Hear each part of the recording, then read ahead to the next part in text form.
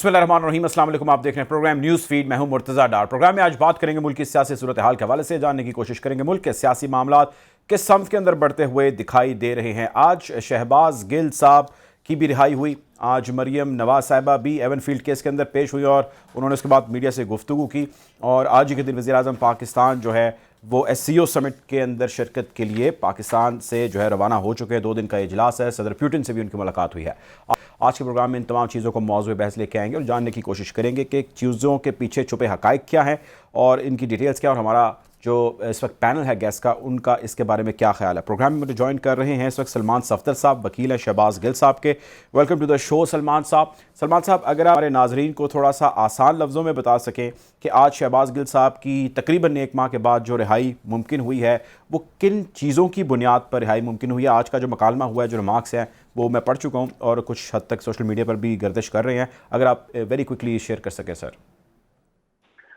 देखिए, शहबाज गिल साहब की जो आज जमानत हुई है 36 दिन के बाद हुई है, और अमूमन तकरीरों में स्पीचेस के ऊपर जो प्रोसिक्यूशंस होती हैं उसमें बहुत ज्यादा देर तक जो गिरफ्तारी वो नहीं रहती। जो सबसे आज अहम नुक्ता था जो जज साहब ने जिसको बुनियाद बनाया जमानत देने के लिए, कि जो इतनी लंबी चौड़ी फहरिस्त जुर्मों की बना दी, 13 जुर्म थे। उन 13 जुर्मों में से जो सबॉर्डिनेट कोर्ट थी सेशन जज की, उन्होंने कहा 12 जुर्मों का तो इतलाक ही नहीं होता, वो अट्रैक्ट ही नहीं होते। तो पीछे रह गई थी बगावत और सेडिशन। ये बहुत ही सीरियस, बहुत ही पेचीदा ये जुर्म है जिनमें फेडरल गवर्नमेंट जो है ये इनिशिएट करती है, ये ऑफेंसेस अगेंस्ट द स्टेट है। तो इनका भी जब इनका तर्जुमा देखा गया कि इसमें इन जुर्मों का भी इतलाक जो है वो शहबाज गिल के ऊपर नहीं होता था। और जो स्पीच थी, ये भी एक एस्पेक्ट देखा गया कि जो FIR दर्ज होती है और जो एक्चुअल स्पीच है उसमें बहुत ज्यादा तजाद था, पोल्स अपार्ट थी दोनों, और उसमें बहुत मेला फीडे इंटेंशन से उससे पोर्शंस और एक्सट्रैक्ट्स पिक एंड चूज करके अपनी मर्जी की एक FIR बना दी।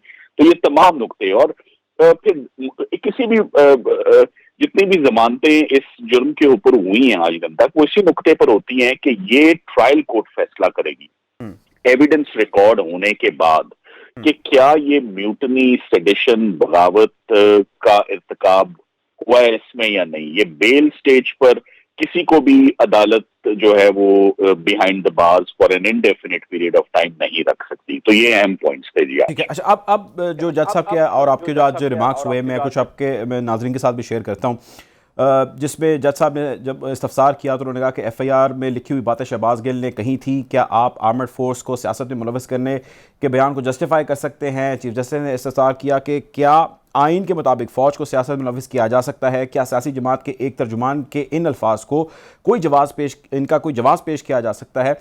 चीफ जस्टिस ने रिमार्क्स दिए कि ये सिर्फ तकरीर नहीं है। तो जो आप फरमा रहे हैं सर कि ये तकरीर थी, और तकरीर या सियासी ऐसी जो स्टेटमेंट होती है उसकी बुनियाद पर इतनी लंबी देर के लिए जो है वो नहीं मामला अंदर रखा जाता और मामला इतने लिंगर ऑन नहीं होते। तो इसको तो इन अदर वे हम देख रहे हैं स्कॉश कर दिया गया आपके इन रिमार्क्स को, और उन्होंने अपनी डिवाइन पावर्स यूज़ करते हुए ज़ाहिर है उनकी जो बेल है उसको भी मुमकिन बनाया। तो how would you respond to it, जो ऑनरेबल जज साहब के रिमार्क्स है। साहब ने ये जरूर कहा, मगर जब उनसे इजाजत मिली कि मैं एक्चुअल तकरीर जो थी वो पढ़ के बताऊं, जो कि 5-6 सफ़ात पर मुश्तमिल थी, तो जब उस पूरी तकरीर को सुना गया तो उसमें टोटल अटैक जो था वो टुवर्ड्स पॉलिटिकल ओपोनेंट्स था। अच्छा। वो कोई भी उसमें जो जुमला था वो आर्म्ड फोर्सेस, नेवी, एयरफोर्स, किसी के ऊपर भी वो रादर वो स्पीच में बहुत ज्यादा नेशनलिज्म और पेट्रियटिज्म जो है वो झलका। तो ये अदालत ने बात नोट की कि बहुत श्रूडली और कनिंगली वो तमाम पोर्शंस एक्सक्लूड कर दिए गए जो कि स्पीच को, ये तहमीना दौलताना का केस हुआ था, बड़ा लैंडमार्क केस। उन्होंने कहा था कि आप किसी भी तकरीर के पोर्शंस नहीं निकाल के आप FIR में डाल सकते, आपने सामने रखनी है तो बैकग्राउंड में पूरी तकरीर रखनी है और फिर आपने अपना इंप्रेशन फॉर्म करना है कि ये म्यूटनी या सेडिशन हुई या नहीं हुई। तो जब आप सारी तकरीर आज सुनी तो उसमें दूध का दूध और पानी का पानी हो गया कि ये तो पूरा अटैक शहबाज गिल ने जो अपनी स्पीच में किया है पॉलिटिकल ओपोनेंट्स के लिए किया है। आपने कहा कि जी 9 स्ट्रेटेजिक जगहों पर मीडिया जो है सेल को उन्होंने टारगेट किया। 9 जगहों पर आपने कहा जी नून लीग की लीडरशिप का नाम लिया है। नौ जगहों पे उनका नाम लिया, वो नाम सारे एक्सक्लूड कर दिए। तो ये सारी चीजें आज नोट हुई हैं कि स्पीच कुछ और थी और एफआईआर कुछ और थी। ठीक है, अब आखिरी सवाल आपसे ये बताइए कि फर्दर ये केस जो है वो कहां पर और कैसे प्रोसीड होगा? अभी जाहिर है वो बेल पर हैं, what is the next step now? एक बहुत इंटरेस्टिंग डेवलपमेंट हुई है बेल के फौरन ग्रांट होने के बाद। सुप्रीम कोर्ट ऑफ पाकिस्तान ने कल सुबह स्पेशल चीफ जस्टिस साहब ने एक बेंच जो है वो नामजद किया है। वो बेंच कल सुबह शहबाज गिल पे होने वाले टॉर्चर और जो रिमांड का इशू था, ऑल्दो वो अब बैकग्राउंड में रह गई है बात, मगर रिमांड बहुत कंट्रोवर्शियल रहा और कस्टोडियल टॉर्चर का इशू उसमें हमने उठाया। ये कल सुप्रीम कोर्ट में ये पिटिशन लगने जा रही है 11 बजे। स्पेशल बेंचेस के लिए ऑलरेडी बन चुका है। तो ये एक नया एस्पेक्ट है जो आपके प्रोग्राम के लिए और आपके लिए इंफॉर्मेशन है। बहुत शुक्रिया जी। हमारे साथ मौजूद थे सलमान सफदर साहब, वकील हैं शहबाज गिल साहब के इस केस में जिसमें उनको आज रिहाई मिली, और उनका कहना है कि कल जो है टॉर्चर और रिमांड के हवाले से सुप्रीम कोर्ट के अंदर जो बेंच तश्कील दिया है वो इस हवाले से समाअत करेगा। प्रोग्राम में मुझे ज्वाइन कर रहे हैं राजा Aamir Abbas Sahab, an expert on law. Welcome to the show Raja Sahab. Raja साहब, एक तो गिल साहब की आज रिहाई मुमकिन हुई और आज ही कहते हैं जो है एवन फील्ड केस के अंदर पेशी थी मरियम नवाज साहिबा की और कैप्टन सफदर की, और सज़ाओं के ख़िलाफ़ जो है उन्होंने अपील वाला केस था और इस हवाले से नैब से भी जो है वो तलब किया गया है जवाब। कैसे देखते हैं आज की इस पेशी को, जो भी डेवलपमेंट है मरियम नवाज साहिबा की इन द कोर्ट? चलें पहले मरियम साहिबा की पेशी की बात कर रहे हैं कि मरियम साहिबा की जो पेशी थी आज, उसमें जो अब एक नई चीज आएगी वो है कि जो लेटेस्ट अमेंडमेंट्स आई हैं नैब ऑर्डिनेंस में, नैब के कवानीन में जो अमेंडमेंट्स आ गई हैं, उसमें काफी सारी प्रोसीजरल और जोन जोन सा है दूसरी साइड पे पीनल साइड पे काफी अमेंडमेंट्स हैं। और उसमें एक इम्पोर्टेंट अमेंडमेंट ये है कि बैरून मुल्क से आए हुए जो डॉक्यूमेंट्स हैं, पहला नैब का कानून कहता था कि उन डॉक्यूमेंट्स को आप कानून में शहादत को साइड पे रखते हुए एक्सेप्ट कर सकते हैं, लेकिन अब जो नई अमेंडमेंट्स हैं उसमें बैरून मुल्क से आए हुए डॉक्यूमेंट्स को आप बतौर एविडेंस इस्तेमाल नहीं कर पाएंगे। तो मैं समझता हूँ, और उसके बाद जो उनकी बेनामी की डेफिनेशन है वो भी चेंज हो गई है। तो मौजूदा अमेंडेड लॉज के तहत ये जो चूंकि अपील है, appeal is the continuity of trial और इवन एपलेट स्टेज पे वो एप्लीकेबल है। तो इस सूरत में मरियम साहिबा का केस काफी स्ट्रॉन्ग बन जाता है इक्विटल का, और बज़ाहिर लगता है कि अगर इन कवानीन की इंटरप्रिटेशन होगी और इनको मद्देनजर रखा जाएगा, और एक और जो अमेंडमेंट आई है कि अब ऑनर्स ऑफ प्रूफ अब साबित किसने करना है, ये भी नैब के ऊपर चला गया है। तो ऐसी सूरत में उनकी कन्विक्शन का बरकरार रहना बड़ा मुश्किल लग रहा है। ऑल दो केस हाई कोर्ट में पेंडिंग है, तो कोई ऐसा सच तो बंदा नहीं कह सकता, लेकिन एक कानूनी उसमें के जो इसमें मुमकिना एक चीज जो नजर आ रही है वो ये है कि इनको रिलीव बनता हुआ नजर आ रहा है। ठीक है, ठीक है, आप मेरे साथ रहिएगा। सुहेल वड़ाइच साहब हमें प्रोग्राम में ज्वाइन किए, जर्नलिस्ट हैं, एनालिस्ट हैं। Welcome to the show Waraich साहब। सर, सियासी पारा जो खासा जो है वो ऊपर जा चुका था, एक ख्याल ये किया जा रहा है कि रीसेंट अभी ऐसी कुछ डेवलपमेंट्स हैं, कुछ ऐसी मुलाकातों की खबरें आ रही हैं, कुछ ऐसी स्टेटमेंट्स हैं, गिल साहब की रिहाई भी हम देख रहे हैं, फिर आर्मी चीफ साहब की एक्सटेंशन के हवाले से रिसेंटली इमरान खान साहब ने भी एक बयान दिया, गुफ्तगू का जो अंदाज़ है, बहुत सारी चीज़ें मुख्तलिफ डॉट्स कनेक्ट करें तो लगता है कि बर्फ़ कुछ पिघल रही है, जो कि एक बड़ी खुशाइन सी बात है। अगर तो आपके ख्याल से ऐसा है तो उसके पीछे क्या रीज़न्स हैं, या आपके ख्याल से ऐसा कुछ भी नहीं है, ये ऐसा नहीं है मामला जैसे दिख रहे हैं? जी, मेरा ख्याल है, मैं आपसे इत्तेफाक करता हूँ कि बर्फ पिघल रही है और खान साहब जो है पारे को पहले बहुत ऊपर ले गए थे, और मुनासिब यही था कि बजाय लड़ाई के, बजाय झगड़े के, बजाय महाजराई के एक मुफाहमत की पॉलिसी जो है, जिसमें इदारों के साथ भी और पॉलिटिकल पार्टीज के साथ भी एक मुज़ाकरात का जो दौर है वो शुरू किया जाए, और जिसमें ठीक है इलेक्शन की बात भी की जाए, लेकिन दूसरे मामला जो है उनको चलने भी दिया जाए। मुहाजराई, लॉन्ग मार्च, लड़ाई झगड़े, इनसे बचकर सॉलिड बात की जाए कि आर्मी चीफ की अपॉइंटमेंट कैसे होनी है, इलेक्शन जो है वो कब होंगे, इलेक्शन के लिए रिफॉर्म्स कब होंगी। तो इस तरफ चलना चाहिए। मेरा ख्याल है यही रास्ता बेहतर रास्ता है और उसी तरह चल पड़े। वापस मेरा ख्याल है खान साहब को वापस असेंबली में भी जाना चाहिए और असेंबली में जाके बैठ के इलेक्शन रिफॉर्म्स जो है, इलेक्टोरल रिफॉर्म्स करनी चाहिए। लेकिन सर खान साहब ने अभी जो एक खिताब किया लोगों से जलसा आम के अंदर, उन्होंने कहा कि जी मैं इसी मंथ में दूंगा एहतजाज की, और बड़ा मैसिव किस्म का उन्होंने ऐलान किया एहतजाज होगा। और वो कहते हैं मैं बड़ा एक हैंडसम टाइम दे चुका हूँ सब लोगों को और मेरी बात नहीं सुनी गई, अब this is my right and will do it lawfully. तो फिर इससे किस तरह सर चीज़ें टेपर डाउन होगी? कॉन्फ्रंटेशन तो वहीं पर रहेगी, सड़कों पर एहतजाज भी होंगे, मुमकिन है कोई लॉन्ग मार्च भी हो जाए। फिर सैलाब का मौसम है, सैलाब के ऐसे मौसम में मेरा ख्याल है उनकी कॉल जो है वो मुनासिब नहीं होगी। उन्हें यही समझाना चाहना चाहिए कि अभी ये मौका नहीं है, अभी थोड़ा वक्त सैलाब को थोड़ा नीचे जाने दे, फिर सियासत करने को बड़ा वक्त होगा। अभी हम सारी दुनिया से भीख मांग रहे हैं, सैलाब ज़दगान के लिए इमदाद तलब कर रहे हैं, मुल्क क्राइसिस में है। ऐसे में धरना या लॉन्ग मार्च ये मुनासिब नहीं होगा। ठीक है, अब ये बताएं सर कि इस सब असना के अंदर अवामी मसले भी जुड़े हैं और उनमें सबसे बड़ा मसला जो आप जानते हैं कि महंगाई का मसला है। इस वक्त जिस तरह चीज़ों की कीमतें बढ़ रही हैं, वो पेट्रोल है, वो बिजली के नर्ख जिस तरह बढ़ चुके हैं और अशिया खुरनोश पे उसका जिस किस्म का इतलाक़ हो रहा है, ये बताइए कि बहुत सारे लोगों का ख्याल ये है कि बहुत जल्द लोगों की जानिब से एक ऐसा रिएक्शन आने वाला है जो किसी भी जमात से और किसी भी लीडरशिप से जो है वो हैंडल नहीं हो पाएगा। आपको लगता है कि वो आ सकता है जल्द, या अभी इसमें टाइम है और ये मौजूदा सेटअप या हुकूमतें या आने वाली इसको चेंज कर पाएगी और कंट्रोल कर पाएगी? महंगाई नाकाबिले बर्दाश्त है, वाकई महंगाई कंट्रोल नहीं हो रही। ये एक बैनुल अक़वामी भी इस वक्त ट्रेंड है महंगाई का, लेकिन पाकिस्तान में कुछ ज्यादा ही है। पाकिस्तान में तो हर चीज जो है वो चीजें जो डोमेस्टिकली पैदा हो रही हैं, जिनका नहीं असर होना चाहिए महंगाई पे, उन पे भी असर हो रहा है। तो मेरा ख्याल है कि अगर लोग उठते हैं या लोग इस पे बात करते हैं या एहतजाज करते हैं तो वो जायज होगा। ठीक है, आप मेरे साथ रहिएगा। राजा आमिर अब्बास साहब, सर आपकी तरफ आना चाहूँगा आज के केस के हवाले से, एवन फील्ड केस के हवाले से, और उसके कुछ रिमार्क्स आपके साथ जो है वो शेयर करना चाहूँगा, जिसमें अमजद परवेज़ साहब जो एडवोकेट हैं मरीम नवाज़ साहिबा के, वो उन्होंने कहा कि मरीम नवाज़ को महज एक एक्सपर्ट रॉबर्ट रेडले के राय पर सज़ा दी गई है जो कि किसी भी सूरत के अंदर मुनासिब नहीं है। प्रीवियस लॉ लगे या दोनों लॉज लगें, दोनों ही जो है वो उनके लिए नुकसानदेह हैं और दोनों ही नहीं लगने चाहिए। क्या कहेंगे आप इस बारे में आमिर साहब?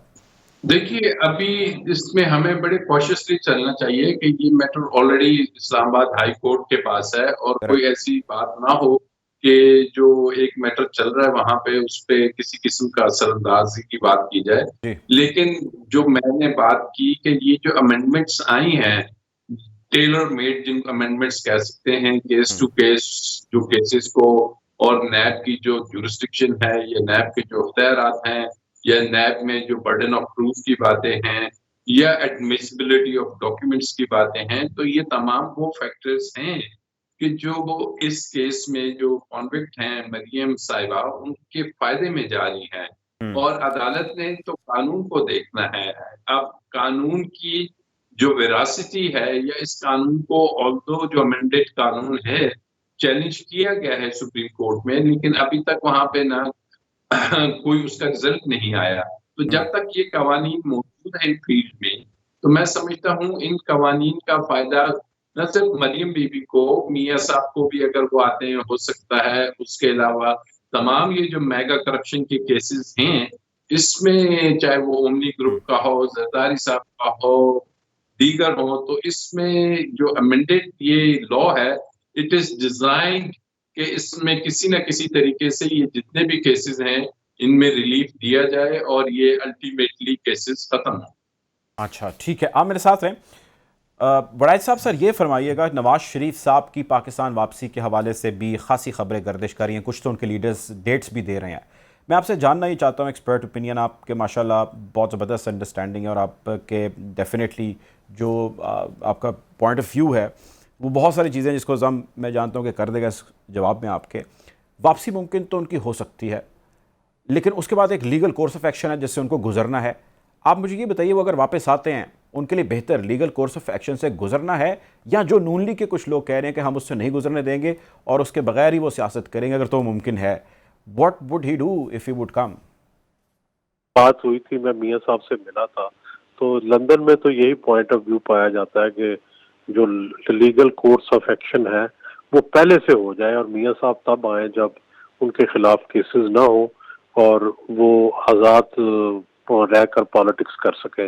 वो आकर जेल फिलहाल जाने के मूड में नजर नहीं आते। अच्छा, वो गौर की काफी बात है। जेल काट ली उन्होंने, काफी जेल काट ली, अब वो जेल नहीं जाना चाहते फिलहाल। लेकिन सर ये किस तरह मुमकिन होगा वड़ाइच साहब? ज़ाहिर है उनके ऊपर तो अदालतें तलब कर रही हैं, उनको एब्सकॉन्डर भी डिक्लेयर किया गया, आप जानते हैं इन्हीं अदालतों ने। तो किस तरह वो इसके ऊपर को सेटलमेंट की उम्मीद लगाते हैं? अगर केसेस पहले से सेटल हो जाए उनके आने से पहले, अभी उन्होंने सुप्रीम कोर्ट में दरखास्त भी दी है कि मेरे केसेस सुने जाएं, तो अगर वो सुने जाते हैं और उनको रिलीफ मिलता है तो फिर मुमकिन है। ठीक है, बहुत शुक्रिया जी। हमारे साथ सोहेल वड़ाइच साहब मौजूद थे आपके वक्त का। राजा आमिर अब्बास साहब, ये नवाज शरीफ साहब जिस तरह उन्होंने कहा, वड़ाइच साहब ने उनकी मुलाकात भी हुई, बात भी, उन्होंने ये शेयर भी किया कि जी उन्होंने ये चाहते हैं कि पहले केसेस सेटल हो जाएं, जो मामलात है, उसके बाद वो वापस पाकिस्तान आए, और वो ज़ाहिर आना चाहते हैं वापस पाकिस्तान। उनकी लीडरशिप भी यही कह रही है। लीगली कैसे मुमकिन है, कुछ हमें बताएंगे? लीगल ऐसी कोई प्रोविजंस मौजूद हैं? देखिए, प्रोविजन एक जो नैब के आइन में, उसमें कानून में अमेंडमेंट की गई है, वो ये है कि नैब के अगर जो प्रोसिक्यूटर जनरल हैं और नैब समझती है कि ये केस जो उनसे हैं बेबुनियाद हैं, ऑल्दो ये समझना अब नैब के लिए मुश्किल है क्योंकि इसमें सजा आ चुकी है, और जब सजा आ जाए इट मीन्स के नैब भले से कहती रहे कि ये बेबुनियाद हैं, वो विड्रॉ नहीं कर सकती प्रोसिक्यूशन से। हाँ, अगर कोई एग्जैक्टली। केस चल रहा है ट्रायल में, तो उसमें प्रोसिक्यूशन को विड्रॉ किया जा सकता है, नैब अपना केस वापस ले सकती है। लेकिन मौजूदा सूरत-ए-हाल में मियाँ साहब चूँकि एब्सकॉन्ड भी कर चुके हैं, एब्सकॉन्डर हैं, जब तक वो अदालत के सामने आके सरेंडर नहीं करेंगे, अदालत से भले से वो बेल की एप्लीकेशन कोई लगाएँ या वो ट्रांजिटरी बेल दें या प्रोटेक्टिव बेल दें, अदरवाइज़ मैं समझता हूँ बिफोर सरेंडरिंग द कोर्ट उसके अलावा उनके पास कोई चारा नहीं कि वो किसी किस्म का रिलीफ दे सकें। ही हैज़ टू सरेंडर, और सरेंडर करेंगे उसके बाद अदालत। लेकिन उसमें ये है कि उस वक़्त ये भी देखना है कि इन केस अगर वो वापस आते हैं, वो सरेंडर करते हैं और वो समझते हैं कि मौजूदा अमेंडमेंट्स में जहाँ पे बेनामी की जो उनकी डेफिनिशन चेंज कर दी गई है, जहाँ पे बज़ाहिर ये कह दिया गया है कि बच्चों की प्रॉपर्टी का वालिद हिसाब नहीं देगा, तो वैसी सिचुएशन मुमकिना तौर पे अगर वो आते हैं तो साथ वो सुप्रीम कोर्ट में भी है। अगर सुप्रीम कोर्ट इन अमेंडमेंट्स को खत्म कर देती है, जैसा कि इसी किस्म का एक कानून पहले भी आया था जिसको नेशनल रिकंसिलिएशन ऑर्डिनेंस कहते थे, एनआरओ, तो वो सुप्रीम कोर्ट के फुल बेंच ने वो कानून खत्म कर दिया गया था, जिसके तहत इनफरादी तौर पे पर्सन टू पर्सन बहुत से केसेस खत्म कर दिए गए थे, जिसमें हुदैबिया भी था और ये भी। लेकिन सुप्रीम कोर्ट ने कहा कि ये केसेस जो से हैं ये पर्सन स्पेसिफिक हैं, और ये एनआरओ को उन्होंने एक ऐसा कानून दे दिया कि जो नॉन एग्जिस्ट करता है। तो अब यही वो एक मैं समझता हूँ रखना है कि जब तक 100% क्लियर नहीं होगा कि ये जो अमेंडमेंट्स हैं ये फील्ड में रहेंगी या नहीं, जब तक सुप्रीम कोर्ट का फैसला नहीं आता, तो तब तक ये तलवार लटकी रहेगी कि आया ये कवानीन बरकरार रहेंगे, ये अमेंडमेंट्स रहेंगी या खत्म कर दी जाएगी। यानी अभी जो आप थोड़ी देर पहले फरमा रहे थे, उसका दूसरा मतलब ये लिया जा सकता है कि जब कोई भी कोर्ट एक डिसीजन दे दे और उसमें जितने भी रिस्पोंडेंट हो, चाहे रिस्पोंडेंट एक उनमें से नैब हो, वो विड्रॉल भी कर ले ऑन द केसेस जिसकी वजह से सारा डिसीजन आया, तब decision would stand, not the claim और नॉट द कंसर्न जो पुटअप किया गया था जिसकी वजह से केस। देखिए, इसमें डिसीजन ऑलरेडी आ चुका है, जी तो वही मैं उस कह रहा हूँ।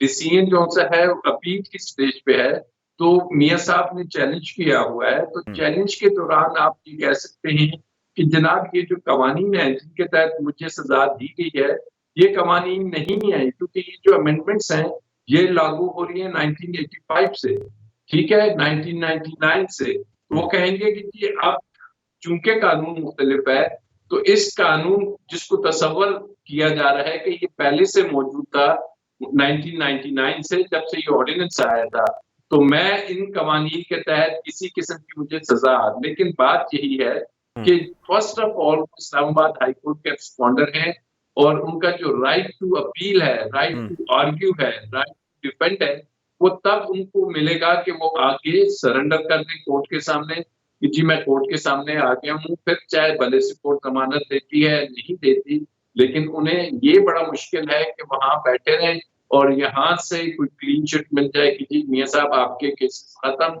आपको कोई अरेस्ट नहीं कर सकता, ये लीगली बड़ा एक इम्पॉसिबल सी बात नजर आती है। ठीक है, आखिरी सवाल सर आपसे, आप ज़ाहिर है लीगल पॉइंट ऑफ व्यू तो हमसे शेयर कर रहे हैं, लेकिन इसके अलावा आपकी बहुत सारी ऑब्जर्वेशंस भी हैं। मैं आपसे आपकी ऑब्जर्वेशन जानना चाहता हूँ, आपकी अंडरस्टैंडिंग जानना चाहता हूँ। क्या लगता है आपको मियाँ साहब की वापसी के बाद मुमकिन तौर पर आपके नज़दीक क्या हो सकता है, या होने वाला है, या होगा? देखिए, मियाँ साहब की वापसी अगर हम पॉलिटिकली देखें, तो पॉलिटिकली जो पीडीएम है, ये जितने भी लीडर्स हैं पॉलिटिकल, उनका आपस में ट्रस्ट नहीं है एक दूसरे पे।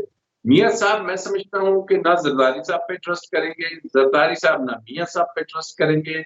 मियाँ साहब की अपनी पार्टी में भी 2 सोचें हैं, मरियम बीबी कुछ और है मियाँ साहब का साथ, और जो शहबाज शरीफ साहब हैं, वो कुछ और लाइन लिए हुए हैं।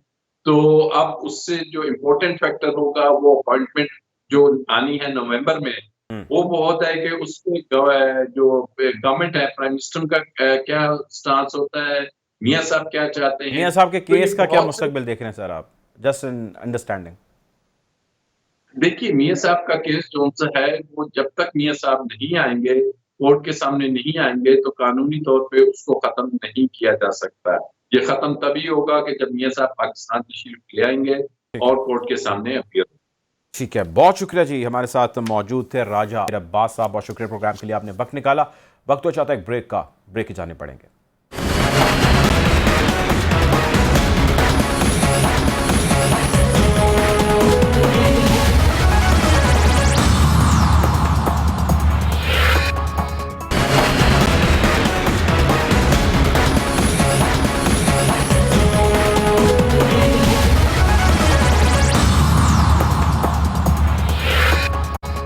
Welcome back after the break. वज़ीर-ए-आज़म पाकिस्तान इस वक्त उज़्बेकिस्तान के दौरे पर मौजूद हैं। शंघाई ताउन तंजीम का इजलास जारी है, उसमें शिरकत के लिए वहाँ पर मौजूद हैं, और साइड लाइन्स पर उनकी मुलाकातें मुख्तलिफ ममालिक के सरबराहान से भी हो रही हैं, जिसमें रूसी सदर व्लादिमीर पुतिन से भी उनकी मुलाकात हुई है। और आने वाली ख़बरों और इत्तलात के मुताबिक इसमें गैस पाइपलाइन मनसूबे के हवाले से भी बातचीत हुई। दीगर स्ट्रेटजिक सूरत हाल जो है उसको भी मौज़ूए बहस से लाया गया, और जो माजी में किए गए कॉन्ट्रैक्ट हैं और फ्यूचर में जिन चीज़ों पर काम हो सकता है उस हवाले से भी बातचीत हुई। हमारे नुमाइंदा खुसूसी जो है अनस मलिक साहब मौजूद हैं इस वक्त समरकंद में, उनसे जानते हैं कि ताज़ा तरीन सूरत हाल क्या है। अनस, आप अगर हमारे नाज़रीन को बता सकें कि इस दौरे का जो शंघाई ताउन तंजीम का है बुनियादी मकसद क्या है, इस साल का ऑब्जेक्टिव क्या है, थीम क्या है, what is actually going on the ground right now? बहुत बहुत शुक्रिया मुर्तज़ा। देखें, जो वज़ीर-ए-आज़म पाकिस्तान शहबाज शरीफ हैं, उनका ये पहला शंघाई ताउन तंजीम के लिए दौरा है, और पहली मरतबा वो इस तंजीम के सरबराही इजलास में शिरकत कर रहे हैं। इस दौरे का मकसद इस टाइम पर यही है कि पाकिस्तान की जो वाइडर इंगेजमेंट है रीजनल कंट्रीज़ के साथ, उसको रीइटरेट करना है, उसको रीअफर्म करना है। फिर साथ साथ एक और बात जो ज़रूरी है वो यहाँ पर ये बताना कि जो एक इम्प्रेशन था कि पाकिस्तान के साथ कोई इंगेज नहीं करना चाहता, स्पेशली इस नई गवर्नमेंट के साथ, उस इम्प्रेशन को जो है वो ख़त्म करना, उसको ज़ाइल करना। और इसीलिए हमने देखा कि आज वज़ीर-ए-आज़म की जो हैं वो 7 मुलाकातें हुई हैं। कल आने वाले कल में उनकी चीनी सदर से मुलाकात होगी, और 2 और मुलाकातें होंगी, और साथ साथ वो शंघाई ताउन तंजीम के सरबराह इजलास में शिरकत भी करेंगे और उससे ख़िताब भी करेंगे। तो ये एक क्लियर कट लाइन सेट करता है कि पाकिस्तान की जानिब से और इस गवर्नमेंट की जानिब से कि जी इंगेजमेंट ही तरीक़ा है, और इंगेज करने के लिए रिगार्डलेस के जो भी हुकूमत पावर में हो उससे आलमी ताकतें उनसे इंगेज करने के लिए तैयार हैं। मुझे अनस, अगर आपने कुछ बताया कि उनकी मुलाकातें हुई हैं कुछ मुमलिकत से, चीन का जिक्र आपने किया, अब हमारे नाज़रीन को थोड़ा बता सकते हैं कि किन किन से जो है वो मुलाकातें हुई, और वहाँ पे पाकिस्तान का जो नैरेटिव है या जो हमारे जो भी पॉइंट ऑफ व्यू शेयर किए गए उसके कुछ स्निपेट आपके पास अगर इन्फॉर्मेशन हो, एनीथिंग? देखें, मुर्तज़ा, पाकिस्तान के वज़ीर-ए-आज़म की आज 7 सरबराहान मुमलिकत से जो है मुलाकातें हुई, जिसमें कलीदी मुलाकात जो है मुलाकात थी उनकी रूसी सदर पुतिन और ईरानी सदर इब्राहिम रईसी के साथ थी। उसके साथ साथ उनकी किर्गिज़ हम मनसब से, उनकी उज़्बेक हम मनसब से, उनकी ताजिक हम मनसब से, और उनकी बेलारूस के हम मनसब से भी मुलाकात हुई। साथ साथ उनकी तुर्की के सदर से भी मुलाकात हुई, और इन तमाम तर मुलाकातों का महवर एक ही था कि जो बायलैटरल इंगेजमेंट है, 2 तरफ़ा ताल्लुक़ात हैं, उनको किस तरह बढ़ाया जाए, उनकी इंगेजमेंट किस तरह बढ़ाई जाए और उन्हीं के तनाजुर में फिर ट्रेड को लेके और माशी सूरत हाल जो है उसको किस तरह मुस्तहकम किया जाए। उस हवाले से कुछ टेंजिबल चीज़ें हुई हैं, कुछ टेंजिबल बातें हुई हैं और डेफिनेटली ये एक प्रोसेस का हिस्सा है। आगे चल के ही इसके रिज़ल्ट्स जो हैं वो पाया तकमील हो सकते हैं, लेकिन बिल्कुल जिस प्रोसेस की बात की जा रही थी वो प्रोसेस जो है अब इनिशिएट कर दिया गया है और उसकी फाउंडेशन वज़ीर-ए-आज़म शहबाज शरीफ की जानिब से इन मुलाकातों के ज़रिए। अच्छा, ये बताइएगा अनस के इन मुलाकातों में साइड लाइन जो मुलाकातें हो रही हैं, हमारे जो वज़ीर-ए-आज़म हैं उनकी मुलाकात वज़ीर-ए-आज़म भारत से नरेंद्र मोदी साहब से मुमकिन तौर पर होने की इत्तलात हैं, इन्फॉर्मेशन है कोई आपके पास?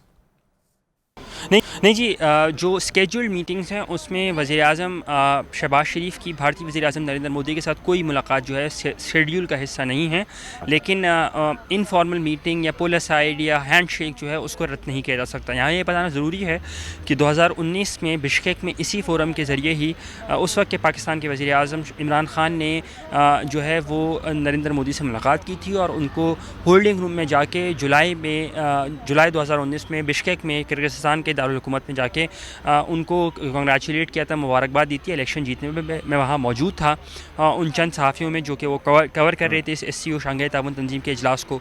तो आखिरी बार भी पाकिस्तान और भारत के वज़ीर-ए-आज़म की जो इंगेजमेंट थी वो इसी फोरम के ज़रिए हुई थी। अब प्रॉस्पेक्ट्स जो हैं काफ़ी ज़्यादा हाई हैं, स्टेक्स भी हाई हैं, बात जो है वो की जा रही है, लेकिन at the same time structured meeting जो है, क्योंकि उसके रिपरकशंस जो हैं, उसके लॉन्ग टर्म इम्पैक्ट्स पाकिस्तान में पॉलिटिकल सिनेरियो पर आ सकते हैं, तो कोई स्ट्रक्चर्ड मीटिंग नहीं है। लेकिन जो सफारतकार हैं दोनों तरफ के और दूसरे सफारतकार भी जो हैं, होस्ट उज़्बेकिस्तान भी जो हैं, वो पूरी उम्मीद है कि कोई हैंड शेक या पुल असाइड जो है इनफॉर्मल हो जाए, कोई बर्फ़ पिघले, ताकि मामलात पाकिस्तान और भारत के दरमियान आगे किसी दहज पे चल सकें। शुक्रिया जी। अनस मलिक, नुमाइंदा कैपिटल TV मौजूद थे समरकंद में, हमें रिपोर्ट कर रहे थे उज़्बेकिस्तान के दारुल हुकूमत से जो ताज़ा तरीन सूरत हाल थी। बहुत शुक्रिया आपका। नाज़रीन, प्रोग्राम का वक्त ख़त्म हो जाता है, आपको हालात हाज़रा से यूँ ही आगाह रखेंगे। अब तक के लिए इतना ही, अपना ख्याल रखिएगा। अल्लाह हाफ़िज़।